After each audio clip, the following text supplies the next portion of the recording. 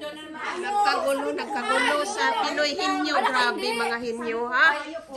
Sabi mo na ako naman ang hindi na. Sako na naman. Ikaw na naman hula. Walang nakahula sa Pinoy Hinyo. Kain muna tayo, kain. Sige na tayo. Okay naman, lechon oo. Kasi sa Manila, ayok yun. Ayok galing. Nagkagulo talaga sila sa Pinoy Hinyo nila. Ang laki kasi ng premyo, kaya... Ay! Grabe, hindi magpakuha yung premyo na yan. Naka-third round na tayo, third round. Abangan ang third round kung sinong makakakuha. Okay, bye for now!